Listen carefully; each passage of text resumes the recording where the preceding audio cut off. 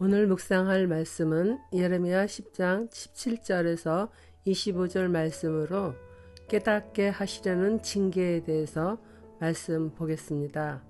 첫째 달라 임박한 상황에 대한 예언을 보겠습니다. 에어싸인 가운데 앉은 자여, 내 진꾸러미를 이 땅에서 꾸리라.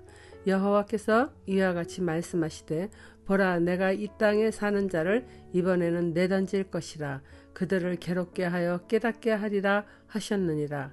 슬프다 내 상처여, 내가 중상을 당하였도다. 그러나 내가 말하노라. 이는 참으로 고난이라. 내가 참아야 하리로다.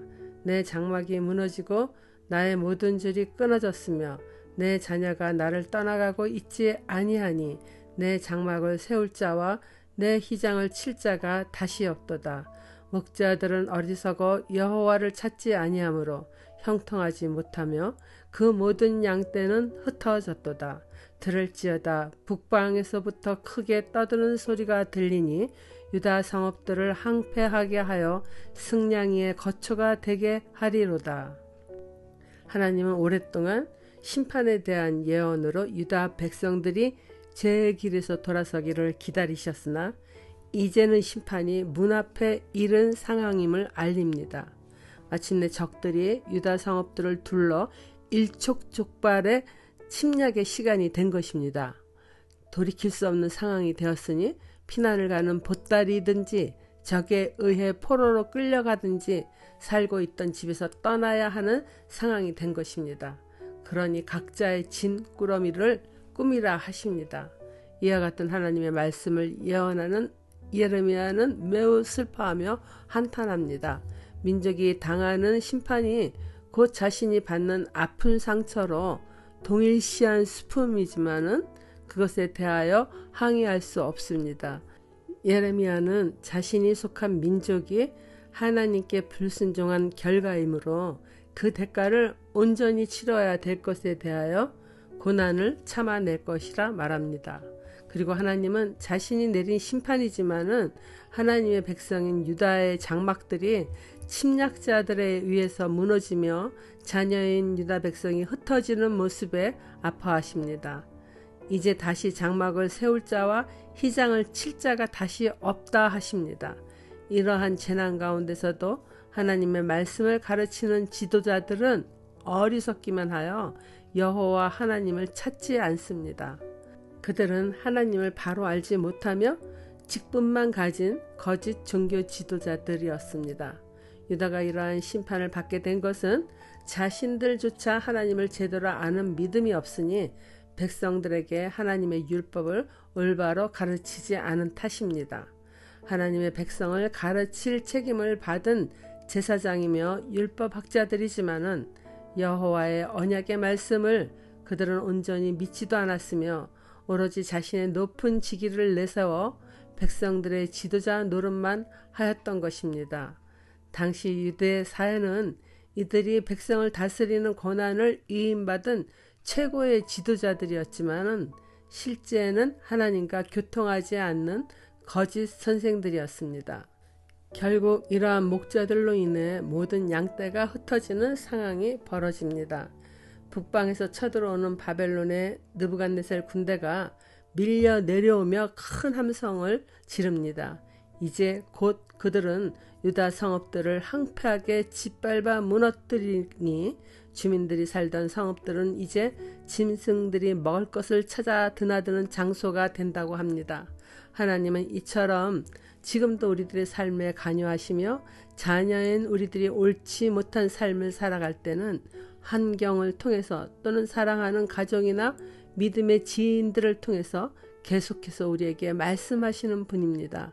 조금이라도 하나님의 뜻을 따라 살기를 원하는 마음이 있는 경우에는 이러한 하나님의 경고의 말씀이 들립니다. 그러나 자아가 하나님보다 높아져 있는 경우 영의 귀가 닫혀 내면에서 들려주는 성령의 음성을 들을 수 없습니다. 성령의 음성을 듣지 않고 제 뜻대로 살아갈 경우 하나님의 스톱 사인인 고난이 찾아올 수밖에 없게 됩니다. 그뿐 아니라 하나님의 말씀을 듣기보다 자아가 높아져 있는 경우에는 악한 영의 말이 하나님의 말씀인 줄 착각하고 그들의 말을 듣고 따라가기도 합니다. 하나님은 겸손한 자에게 은혜를 주시는 분이기 때문입니다. 하나님이 우리에게 고난을 주고 싶어 하시는 분이 아니죠.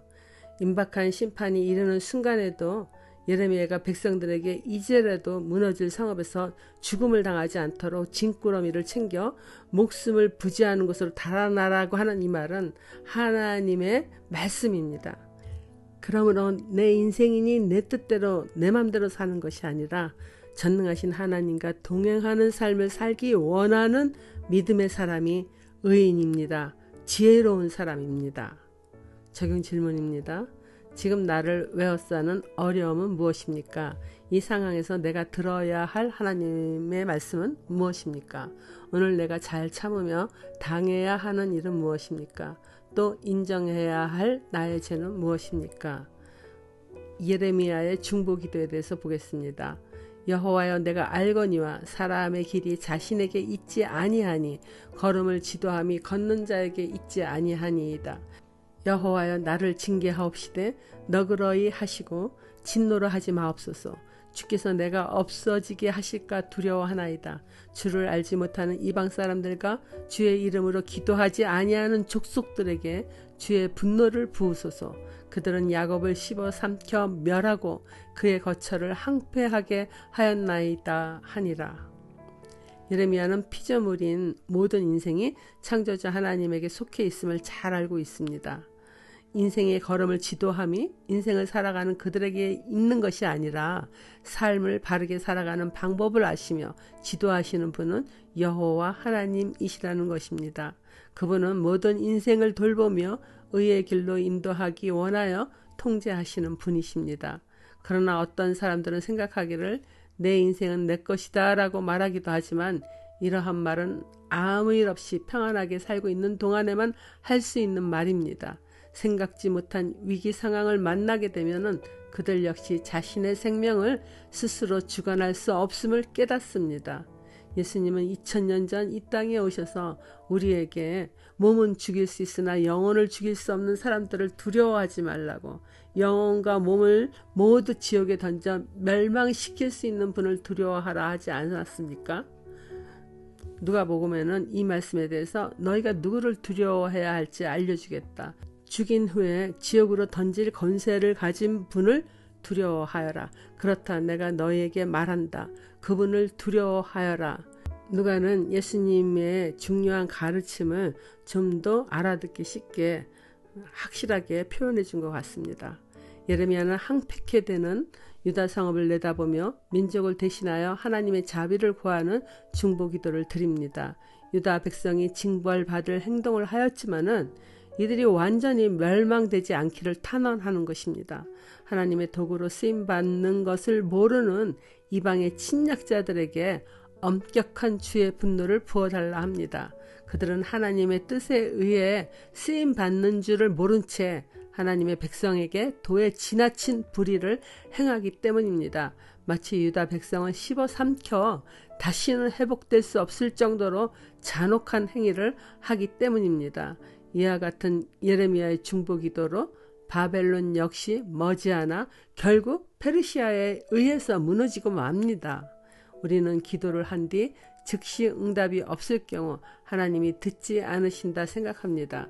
그러나 하나님께서는 예레미야의 기도를 잊지 않으신 것처럼 우리의 기도를 잊지 않으시며 하나님의 시간에 모두 다 응답하시는 분입니다. 적용 질문입니다. 나는 그리스도인으로 무엇을 위하여 하나님의 자비를 구하는 중보기도를 하고 있습니까? 기도하겠습니다. 거룩하신 하나님 아버지, 예레미야서를 통해서 이 시대를 분별하며 무엇을 기도해야 할지를 알려주시니 최선을 다하여 기도하는 자가 되기 원합니다. 지금 이스라엘 땅에서 일어나는 전쟁에 주께서 자비를 베풀어 주시기를 간절히 기도합니다.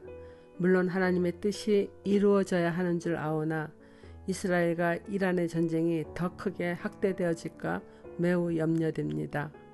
백성들의 죄로 인한 하나님의 징계를 자신이 당연히 받아야 할 것이라고 말하는 예레미야의 민족을 사랑하는 마음처럼 이 시대에 영혼을 사랑하는 마음을 더 강하게 갖기를 원합니다.